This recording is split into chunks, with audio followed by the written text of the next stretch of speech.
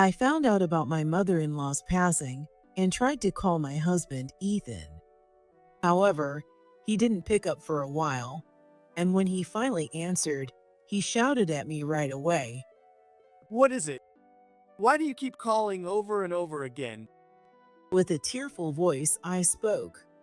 Honey, calm down and listen. Actually, Shut up. I don't want to hear anything you have to say. what? I was stunned, and Ethan kept yelling at me. I'm in a meeting right now. Don't ever call me again, you clueless piece of trash. In that moment, I snapped. How dare he lie so brazenly? I know the truth. All right, if that's how you want it, I'll stay silent about the funeral and the will. I smiled and said this before hanging up. Okay. After that, I went ahead with the funeral arrangements without my husband. At the end of the memorial service, 2 days later, Ethan showed up at our home wearing a Hawaiian shirt. What? From this point on, my awful husband would lose everything. My name is Michelle Turner. I'm 42 years old. I'm a freelance illustrator working from home while also taking care of household duties. I graduated from art school 20 years ago and got a job at an advertising agency. Since then, I've been involved in ad design and illustration work. Because I was shy and quiet, I struggled to find a boyfriend. Maybe because of that, a senior colleague who I was close with decided to introduce me to someone. He was a college friend of hers and showed up on the promised day looking sharp. Nice to meet you. I'm Ethan Turner. Are you Michelle? He was dressed in the trendiest fashion at the time and looked very polished. Ethan tried to ease my nerves by talking about himself. My parents run a business. Since I'm the oldest son, I'm training at my parents' company so I can take over one day. What do you think? You might regret it if you let a promising guy like me slip away. Ethan's playful way of talking gradually made me feel comfortable. That day became the start of us growing closer and eventually dating. Even during our relationship, Ethan took the lead and was so confident and manly. It was one of the things I loved about him. After about a year of dating, Ethan proposed to me. Michelle, let's get married. I promise I'll cherish you forever. With tears in my eyes, I held out my hand as Ethan slipped the ring on my finger. Ethan, thank you. Of course I accept. Ethan smiled happily. At that moment, I felt like I was on top of the world. Michelle, you did it. You're going to be the CEO's wife. Oh, I'm not marrying you just because you're the next CEO, you know? I know. Well, let's make it official. First, we've got to visit both of our families. And so, we made plans to visit our families. My parents were thrilled about my marriage, and next, we were off to meet Ethan's family. I already knew that Ethan's father had passed away a few years ago, and that his mother, who ran the company, and his younger brother lived together. When we arrived at Ethan's family home, I was stunned because it was a grand European-style house in an upscale residential neighborhood. Feeling nervous, I stepped inside, where a lively-looking middle-aged woman with short hair and a young, muscular man in a suit were waiting. Nice to meet you. I'm Grace, Ethan's mom. You must be Michelle. I've heard so much about you and couldn't wait to meet you. Grace stood up and greeted me with a warm smile. I'm Tony, the younger brother. Like Ethan, I work at our mother's company. Tony also smiled kindly. Feeling the friendly atmosphere, I began to relax. After introducing myself and sharing our intent to get married, both Grace and Tony gave their blessing. Ethan, beaming with joy, spoke up. Wow, I'm finally getting married. Hey Tony, you better find someone soon too. Tony gave a troubled smile. Yeah, if I meet the right person, maybe. Grace chimed in. Well, there's no need to rush, Tony. Take your time. So, where are you two planning to live?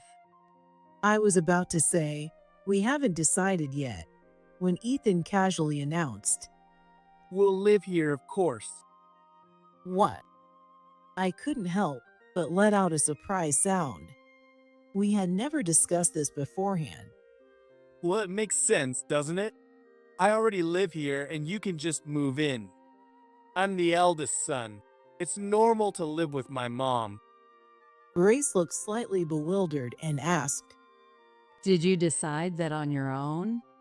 Did you even talk to Michelle about it? There's no need, right, Michelle? It's fine, right? Ethan seemed to think living with his mom was a given. I felt conflicted, but I couldn't bring myself to say, I prefer living separately, in front of his family. Yes, if it's not too much trouble, I'd be happy to live here. Grace's eyes widened. Really? Tony has already moved out, and it's just been me and Ethan. Honestly, I've been a little lonely. You're not a bother at all. I'd be so happy if you moved in, Michelle. And so, it was almost by default that I ended up living with Grace at my in-laws' house. The saving grace was that Grace had a laid-back and kind personality. I thought I might be able to get along well with her. After that, Ethan and I officially registered our marriage. At Tony's suggestion, we held a big wedding and started our new life at the in-laws' house.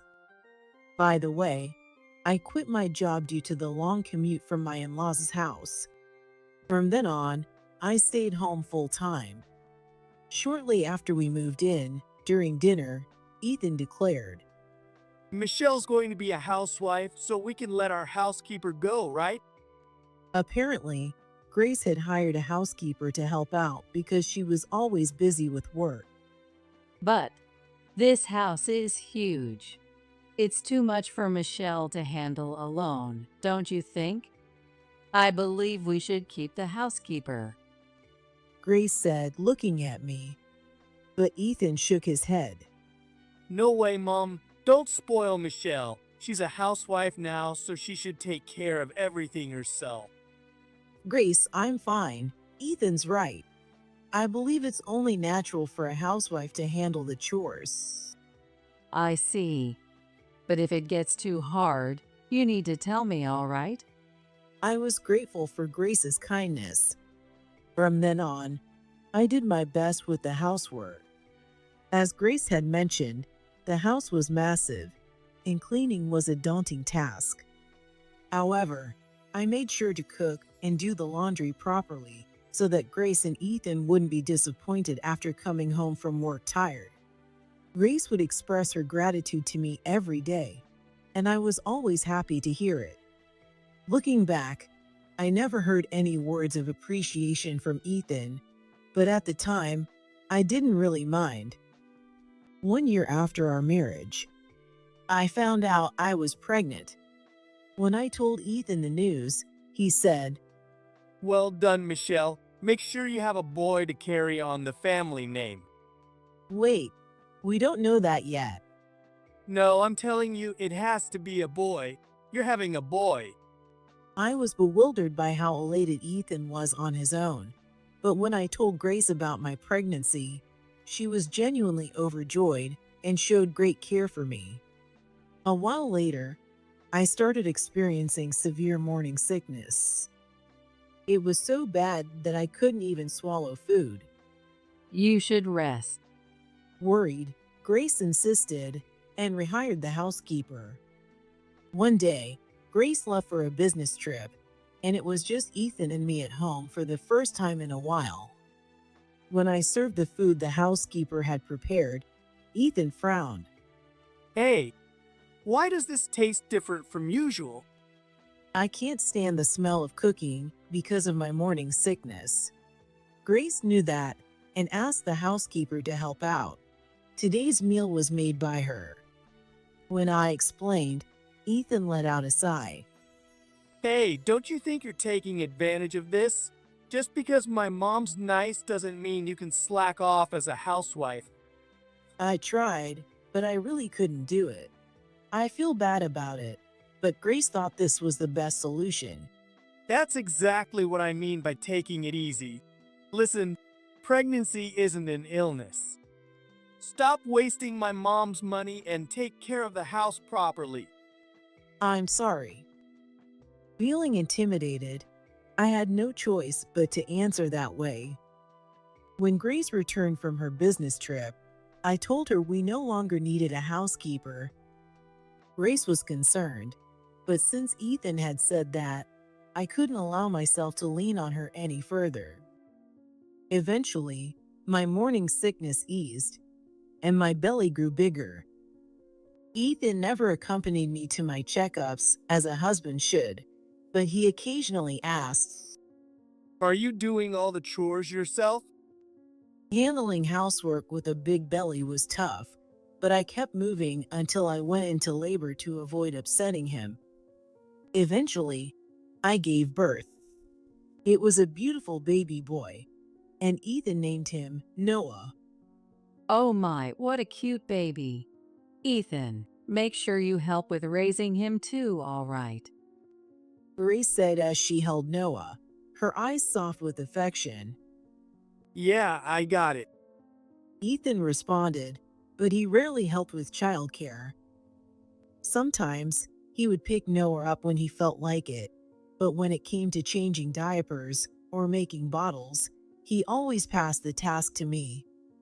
With my exhausted, postpartum body, I had to care for Noah all by myself. But that wasn't the worst of it.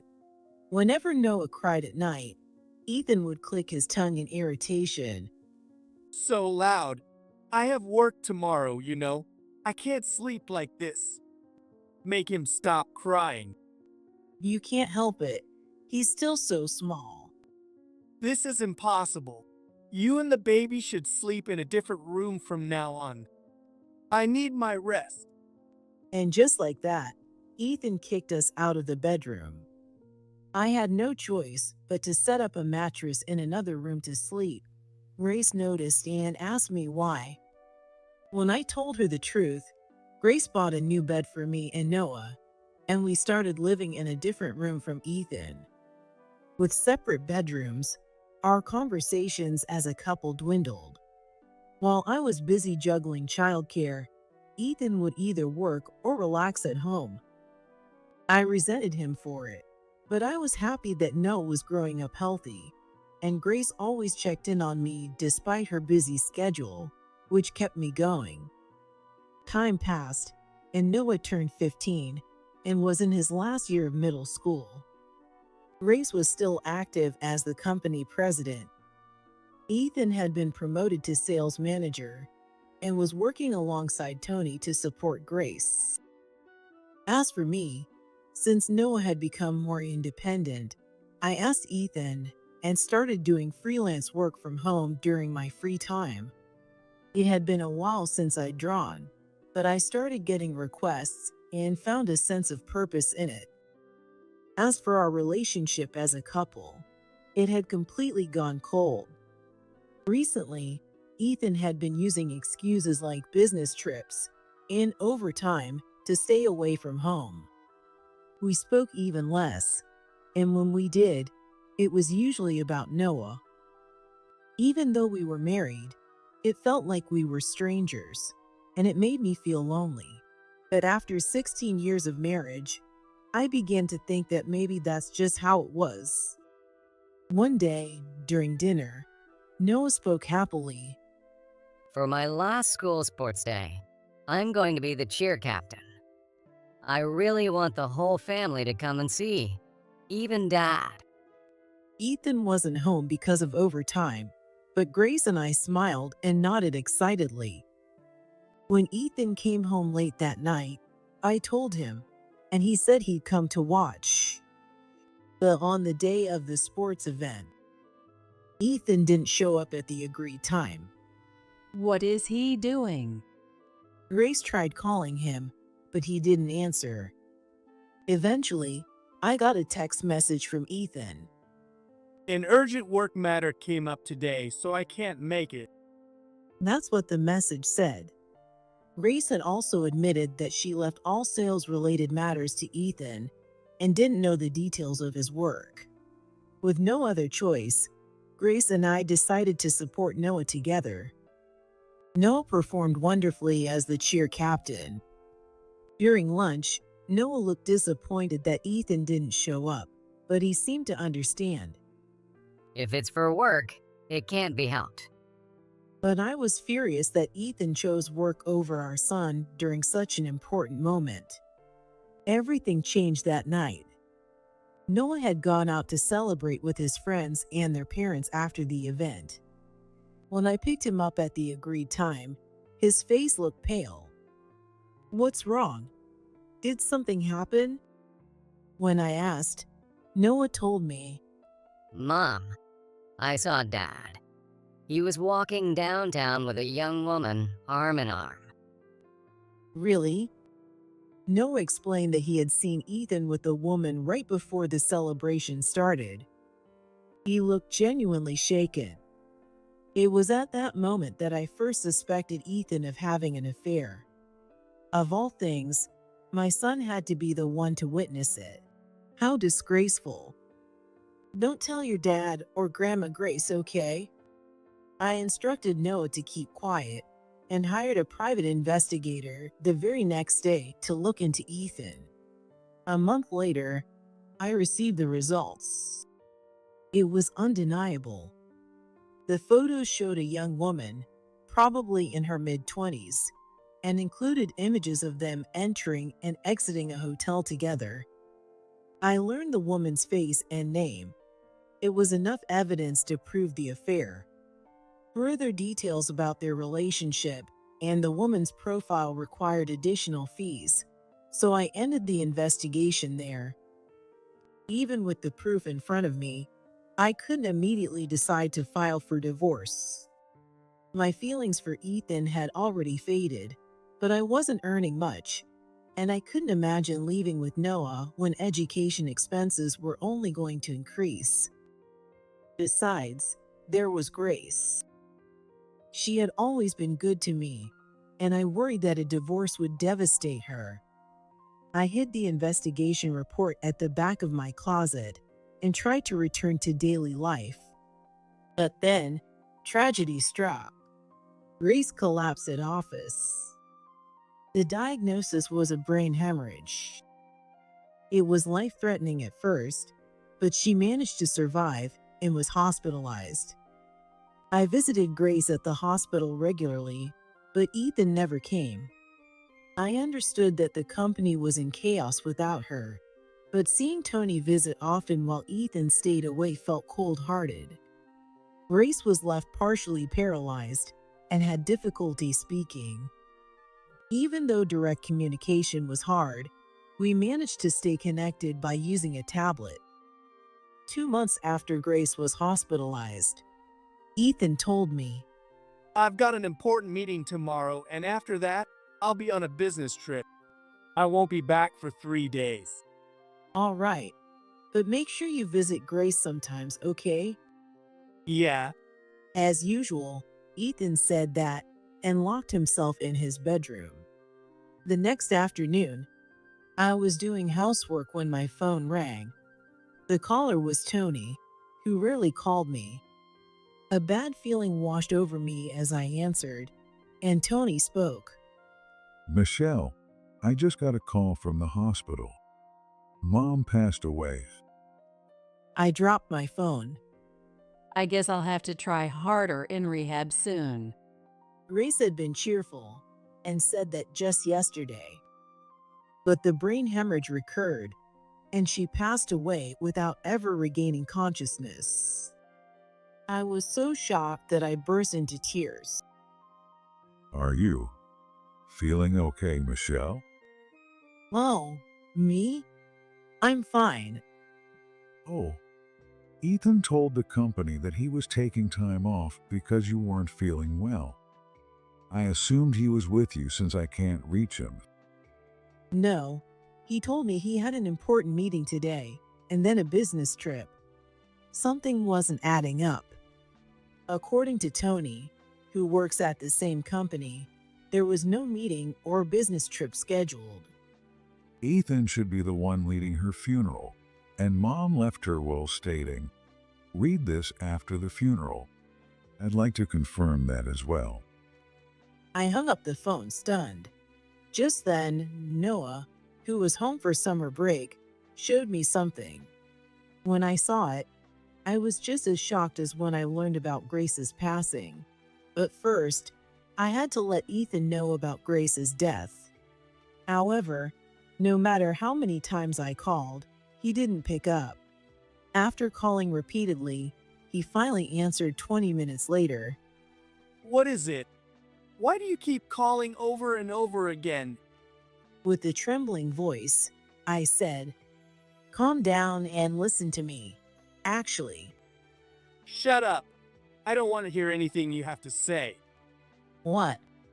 I was stunned as Ethan continued to rant. I'm in a meeting.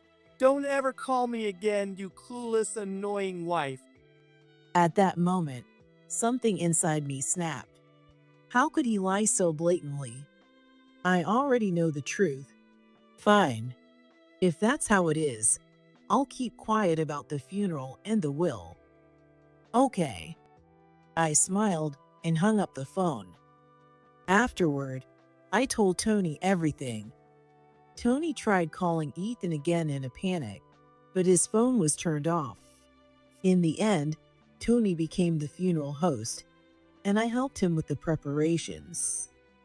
There was so much to do, contacting the funeral home and the church, notifying relatives and employees from Grace's company, and more. A large number of mourners came, showing just how beloved Grace was. Among them, some relatives began noticing that Ethan wasn't there. Whenever I was asked, I honestly told them I could not reach him. They didn't seem satisfied with that answer. It's what Mom wanted. Tony revealed Grace's will in front of the close family members. Everyone was shocked by its contents. The next day, that day was Grace's memorial service. Tony and the relatives tried calling Ethan multiple times, but his phone was still off. The family-only memorial, just as Grace had wished, proceeded solemnly. During the flower-laying ceremony, I looked at Grace's face and couldn't hold back my tears. Grandma, thank you.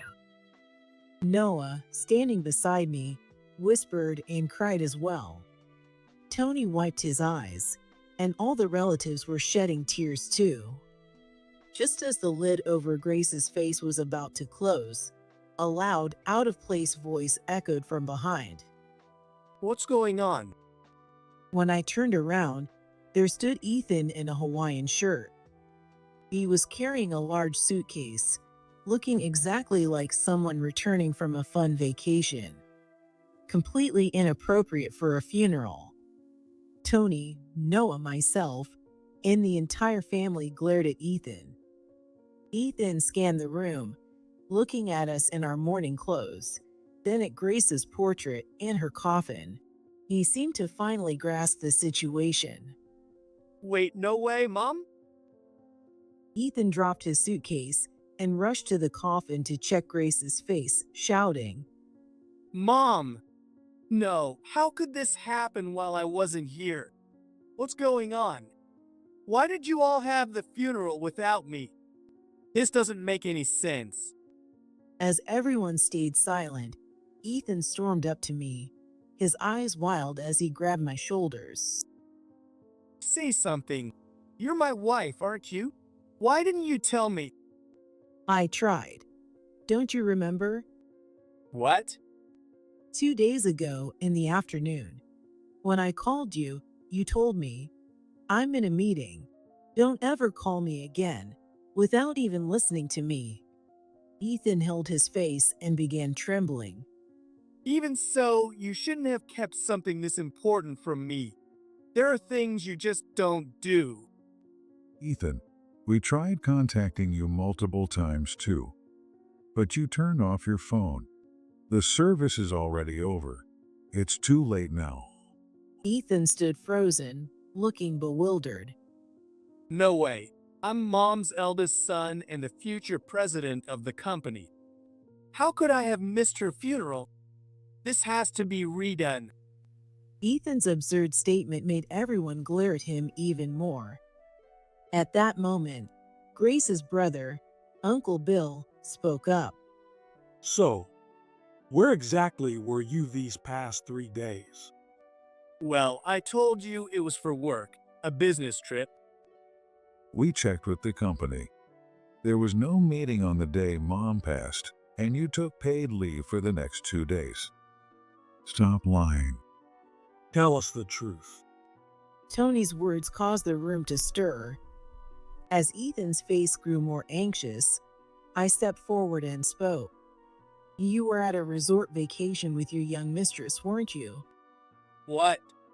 Ethan's eyes widened, and he quickly tried to deny it. What are you talking about? That's ridiculous. Don't make things up. Maybe you tried to keep it a secret, but your mistress didn't. She posted everything for the world to see. I shoved my phone screen in Ethan's face. On the screen was a social media post. A photo of Ethan's back as he relaxed at what looked like a resort hotel. What the hell is this? She posted something like this. So you admitted that it was a cheating trip. When I said that, Ethan was at a loss for words. Unbelievable. You lied to the company, went on a romantic getaway while Grace passed away. How do you even know about her social media? Did you investigate? Just then, another voice spoke up. I found out. Ethan's eyes widened as Noah spoke. I saw the private investigator's report Mom got. That's how I learned her face and name. The woman's name is Zoe, right? Mom didn't realize it at first, but I tracked her down on social media and kept an eye on her. Yes, right after Grace's passing, when Ethan was nowhere to be found, Noah had shown me Zoe's social media. That's how I learned the truth. She had posted all about their trip. Ethan hadn't expected even his son to know and turned beet red. But then, he said something outrageous. Yeah, so what if I cheated? Of course, I'd prefer a young and cute Zoe over some boring old wife. We're even planning to get married. Then Ethan turned to me and sneered. So yeah, you're done here. Sign the divorce papers and take that annoying kid with you. At that moment, I couldn't help but burst out laughing. Noah and I exchanged glances and started chuckling. What are you laughing at? Stop it. Dad, do you know what Zoe calls you on social media? She always calls me Ethan Bear. I started laughing again as Ethan glared at me. No, she calls you old man number 2. What? Old man? Noah explained further. It's what girls who date older men for money call their targets, old man. Apparently, she has up to old man number 5. Zoe was after my money? No way. Shall I read her post from the day you went on that trip? Starting a trip with old man number 2 today. It's such a drag, but he's giving me $5,000, so I'll play along.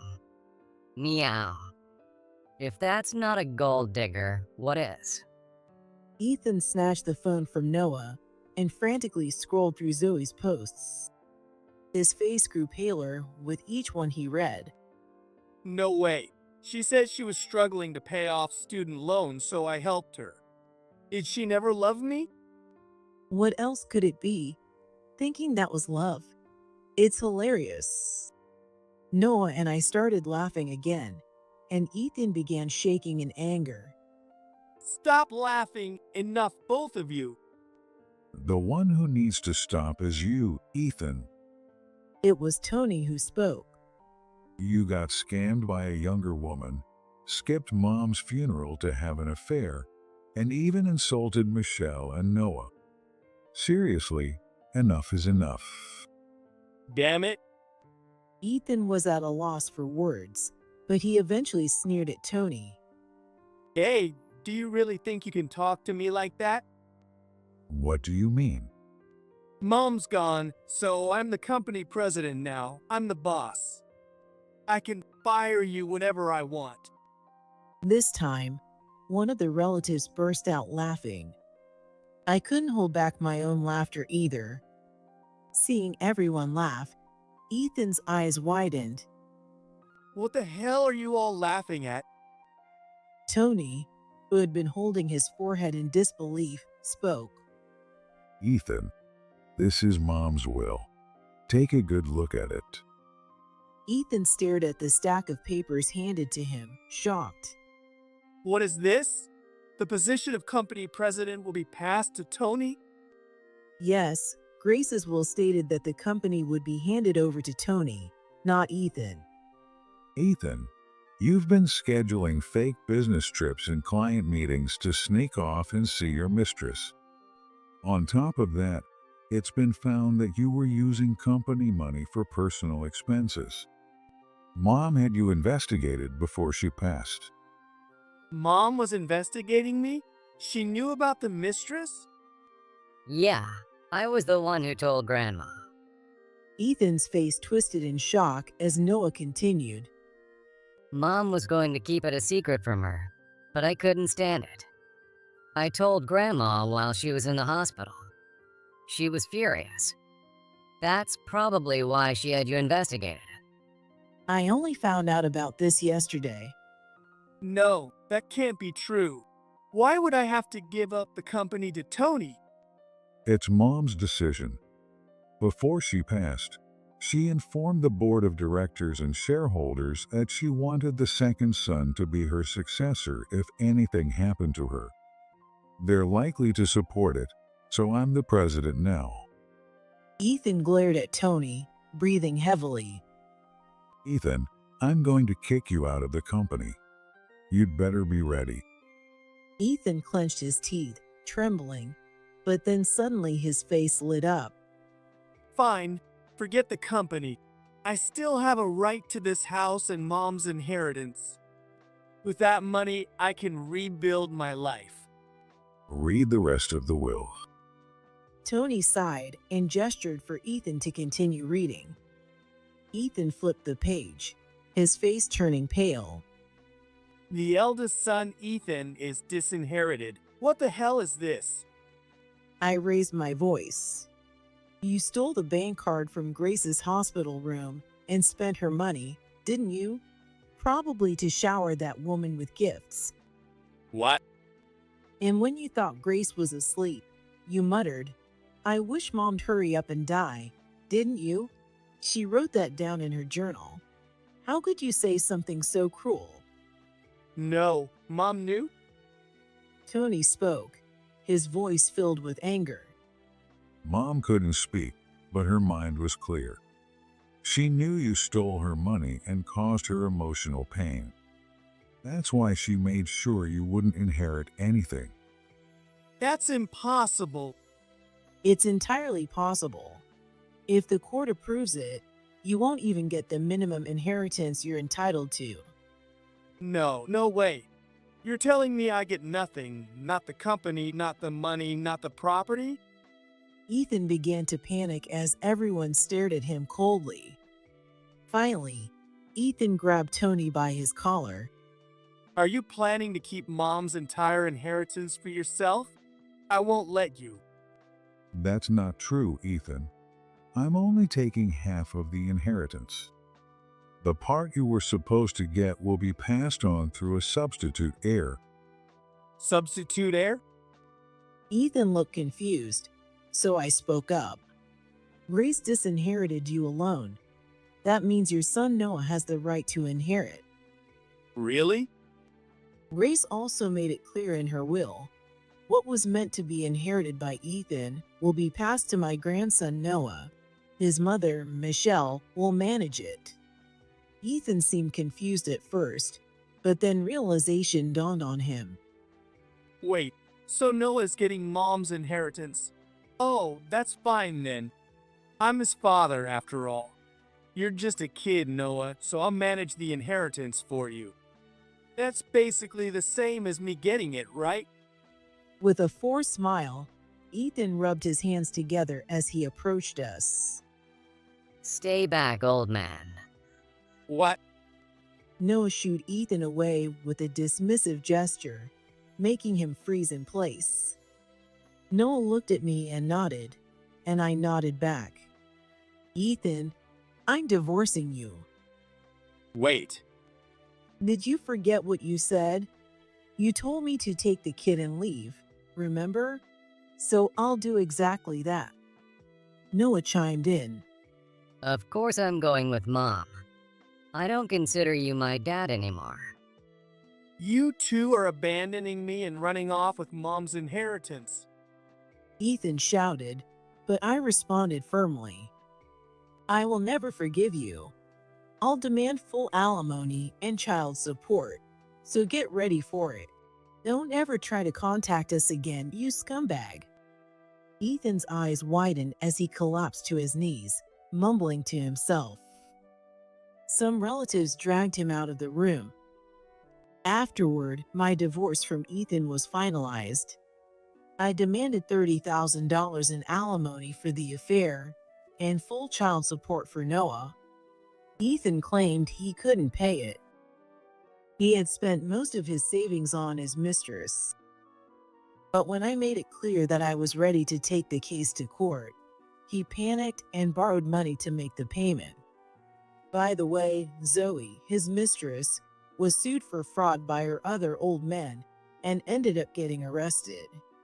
She's now behind bars, and I'm planning to file for damages against her too. Tony kept his word and fired Ethan from the company. The board of directors unanimously approved his dismissal. Apparently, Ethan had been a tyrannical boss, and the employees were relieved when he was gone. Grace's company is now run by Tony, and the business is doing well. Having lost his job, money, mistress, and family, Ethan moved to a distant town, where he now works in a factory to pay off his debts. I couldn't feel any sympathy for him. As for me, I used part of the inheritance Noah received to move out of the family house. Noah was accepted into an excellent high school, and I now live with my high schooler son. Grandma said to let Mom manage the inheritance. Noah told me that, so I'm the one handling the funds. Thanks to that, we're living comfortably. I plan to keep working hard and using Grace's inheritance responsibly. From now on, I want to walk forward, supporting each other with my son, who truly values me, and live a fulfilling life.